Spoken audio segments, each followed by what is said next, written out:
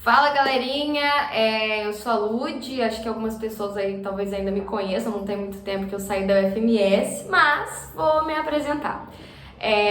Eu sou repórter esportiva na Globo, hoje eu tô morando em Belo Horizonte, é que nós somos em 5 Globos, né? A Globo Minas, que é a que eu tô, Globo Rio, São Paulo, Recife e a Globo Brasília. A gente trabalha tudo juntinho. Mas claro, cada um produzindo ali conteúdos regionais, enfim, e nacionais também.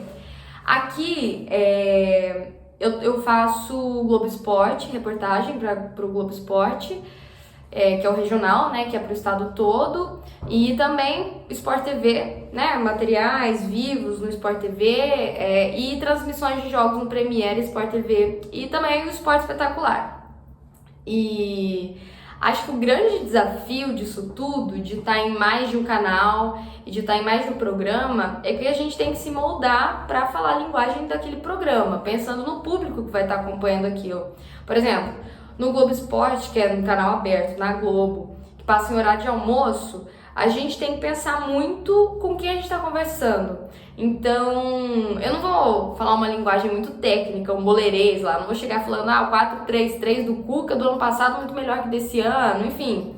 Não é o tipo de linguagem que a gente usa, porque é justamente para Dona Maria que está lá em casa fazendo almoço entender do que a gente está falando. Então, tem muito mais brincadeira, no sentido de falar do desafio de cada jogador, contar um pouquinho da história deles, mas sem uma linguagem muito técnica de cada esporte, não só do futebol.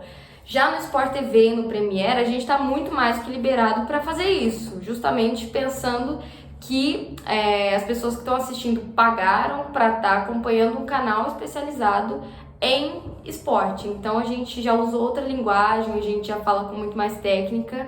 E diferentemente do Globo Esporte e do Esporte Espetacular. Mas isso é muito legal porque é muito desafiador, né? A gente pensar em que tipo de linguagem usar, em que tipo de conteúdo passar. Mas falando um pouco mais da rotina, principalmente de estar na rua, de ir pra rua, fazer reportagem, no Globo Esporte, por exemplo. É uma aventura, uma maluquice na real. Porque cada dia é um dia muito diferente do outro, assim. Dificilmente eu sei o que eu vou fazer com antecedência. Normalmente, 99% dos dias, eu chego na redação, chego lá meio-dia, 11 horas da manhã, vou para um vivo no Globo Esporte, às vezes faço no Sport TV também. E depois eu vou ver que pauta vai ser daquele dia, que reportagem que eu vou ter que fazer.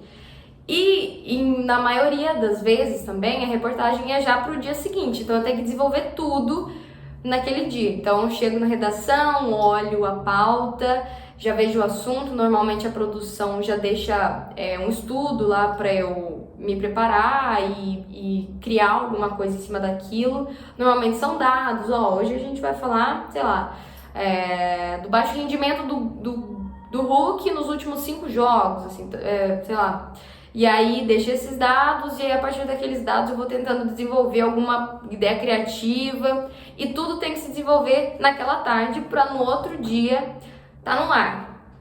Esse é um desafio muito gigante porque na TV a gente acaba que não tem muito aval para erro.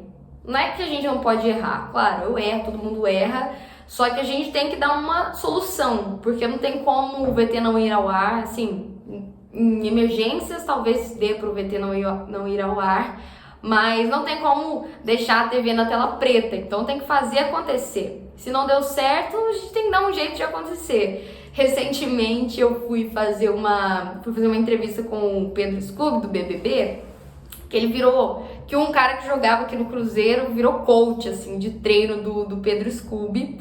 E aí eu falei cara, quero uma prancha pra gravar uma passagem. Pedi pra produção me arrumar uma prancha. E a produção mais maluca ainda que eu, bom, aqui é todo mundo muito maluco no esporte, falou, não só uma prancha, como vamos arrumar uma praia. Minas não tem praia, né? O que fomos fazer? Fomos numa escola de beach tênis. Usar areia, levar um pano verde pra fazer chroma key, pra praia aparecer atrás de mim. Ficar uma tarde inteira pendurando pano. Deu certo? Não, óbvio que não. Deu tudo errado. Eu tinha que entregar a pauta, tipo, entregar o texto pro editor de texto umas 6 horas. Deu 6 horas, não tinha nada. Não tinha nem texto, não tinha passagem, não tinha merda nenhuma. Não tinha nada. Voltamos na emergência, assim, gravei uma passagem no estúdio da TV e mandei pra edição pros editores, galera que faz arte. Falei, põe uma praia aí atrás de mim. Porque tinha que ir ao ar o negócio e a gente tinha que inventar uma parada e no final deu certo. Vou até mandar colocar, vou colocar aqui uma foto pra vocês verem. Mas assim, a grande questão é que tem que fazer dar certo. Não tem muito aval, a margem de erro é mínima, assim. Mas tudo bem se você errar também, é que tem que sempre ter uma solução.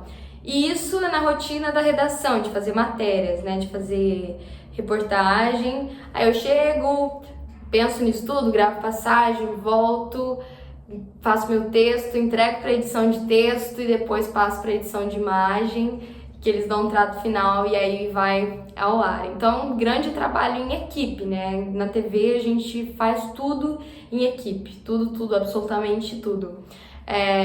E em outros setores, por exemplo, em transmissão de jogos, aí o rolê já é muito diferente. Assim, a gente já tem tempo para se preparar, né? Eu recebo, por exemplo, na semana que vem eu vou cobrir um jogo de Atlético e Cruzeiro. Eu já sou avisada com antecedência para me preparar. Então a gente tem uma produção que é já para eventos esportivos, né? Que são os jogos, não só de futebol, de vôlei, enfim. E eles fazem um grande acervo, assim, me entregam um grande documento com dados de cada jogador, de curiosidades, de estatísticas, e eu estudo tudo aquilo para ir para o jogo.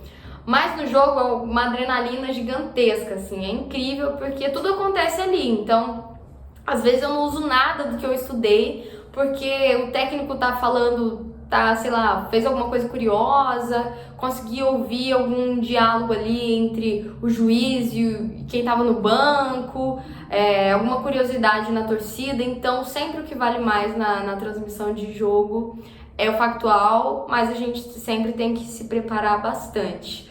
E é sempre uma adrenalina, assim, eu sou muito suspeita pra falar porque eu gosto demais de estar nos jogos, mas é uma adrenalina gigantesca. Mas é muito bom, é muito bom.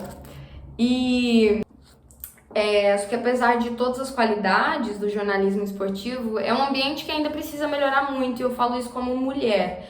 A gente ainda sofre muito machismo, porque para uma mulher criar credibilidade no esporte, ela vai receber críticas muito mais duras do que um cara receberia, sabe? A gente precisa batalhar e se preparar muito mais. E essas críticas vindas do próprio público mesmo, sabe? Você é muito mais analisada do que os caras. Só que no geral, assim, uma dica que eu dou para quem quer começar a se envolver mais com o jornalismo esportivo é, independentemente de onde você tá, em Campo Grande mesmo, onde não existe um grande investimento em esporte, isso não é um grande problema, na verdade, sabe? Porque o mais importante é você aguçar o seu olhar para enxergar as histórias. Então, comece a se envolver com o futebol de várzea, vai no terrão ali, na pelada da vizinhança, porque as histórias sempre vão existir, né? Histórias incríveis que merecem ser contadas de um jeito igualmente incrível. Então, começar a enxergar essas histórias, eu acho que é a melhor forma de você se envolver. Porque no final das contas o jornalismo esportivo é isso, né? Você encontrar formas especiais, usar a emoção que o esporte proporciona para contar essas histórias. Então, espero ter contribuído um pouquinho aí com a jornada de vocês no jornalismo e ter inspirado alguém para vir pro bonde do Jora Esportivo, que é o mais legal, tá? Se alguém quiser trocar ideia sobre isso, enfim, aqui o tempinho é curto, mas tô aberta aí a falar sobre jornalismo esportivo, porque eu sou bem suspeita, na real, pra falar disso, porque eu gosto muito. Mas enfim, é isso, a gente se vê. Grande abraço, um beijo. A Malu, gente, produtora, que mais? Montadora de praias, montadora de praia particular. Gente, aqui não pode aparecer o muro, porque senão o nosso croma vai vazar, entendeu? E aí, o que acontece? Estamos subindo 15 metros de areia no muro. Contra o Atlético. Já tem 11 anos que o Fabrício saiu do Cruzeiro e a torcida fica com saudade, né? Aí a gente foi procurar saber como está o ex-jogador. Só que a vida de aposentado não é nos gramados, não. Troca aí. Agora sim, eita, vida boa, hein? Só tem um detalhe, a rotina do Fabrício não tá essa molezinha aqui não, viu? Ainda tem textinho pronto e a gente vem aqui pra cabine de off. Olha, tem alguns editores de imagem já, de texto. A gente grava, deixa tudo aqui e manda pra lá. Aqui, ó, quando eu volto da rua, eu começo a esboçar minhas ideias, coloco tudo no papel, quer dizer, tudo na tela. E a gente coloca tudo, ó, desde a fala dos jogadores e temos acesso às imagens. Então eu vou escolhendo aqui, mostrar pra já indicar tudo pros editores. Tem muita coisa, mas sempre tem umas assim que chamam a atenção, sabe? A mãe me perdoa, mas nosso filho vai se chamar Pesolano, que é o técnico do Cruzeiro. Sempre tem umas coisas mais interessantes. E aí eu já pego o nomezinho aqui, ó, e já anoto no cantinho da minha matéria pro editor usar.